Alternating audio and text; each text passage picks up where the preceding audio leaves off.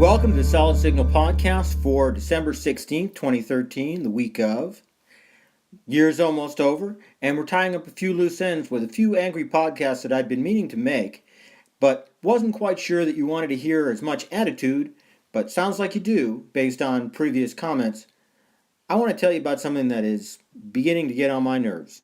Now, I want to tell you that I just finished the miniseries of Bonnie and Clyde. I know this aired about a week and a half ago, but that's what DVRs are for.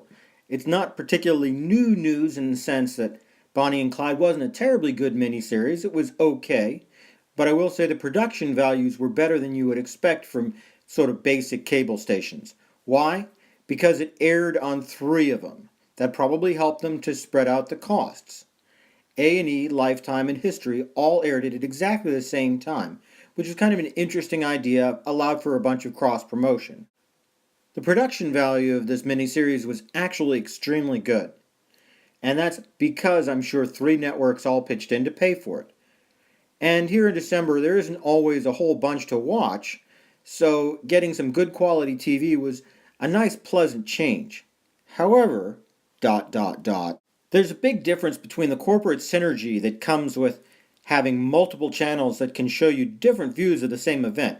Example being what NBC and Comcast networks do with the Olympics, and just showing the same thing on 3 different channels. Showing the same thing on 3 different channels is unnecessary, and it's a precedent that I hope isn't continued.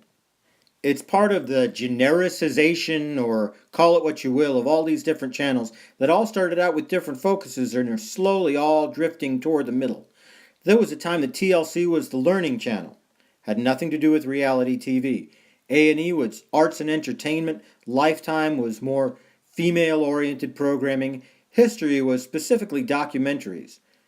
And now all these stations all kind of claim the same area, with especially History Channel has moved into a lot of reality television, which doesn't make a lot of sense, especially considering they still call it history. And really, now that we get to the heart of it, that's what I'm upset about. So-called lifestyle channels. You know, there's only so many lifestyles that the average person has.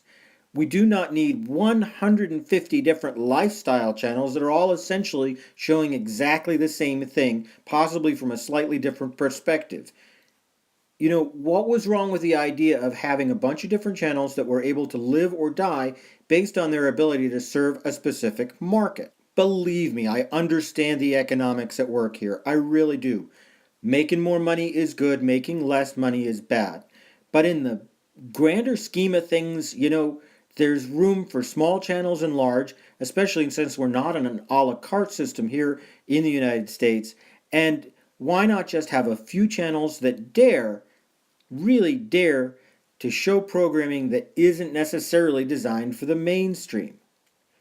You know, find a way to monetize it. I understand maybe production values will be a little bit lower, but there will be content for those groups. There just aren't that many channels that dare to do it. I personally applaud channels like Velocity, which is really all about cars and fast boats. I applaud a channel like Esquire, which is for fashion-forward young men, of which I am not one of that group. Not fashion-forward and not really young. More to the point, I applaud any channel that doesn't just go for the lowest common denominator of 18 to 34 folks who like watching other people fall down or make fun of them or try to invent different dishes using ketchup and noodles. We've got enough of that middle-of-the-road stuff. You know, the television that we really talk about, the television that lasts, isn't always the television that reaches out to the most people, at least not right away. It's the television that dares to be different, dares to be strong and good, and really stake out a territory. I challenge any of these stations that are moving toward that great nebulous middle to strike back out. Take back an audience that isn't just in the mainstream. You know, you'll get some positive publicity, and who knows, your advertising rates just might go up. But hey, I'm not a programming executive. What do I know? In the meantime, that's the end of our podcast for the week. Have a great one. Look forward to seeing you next week.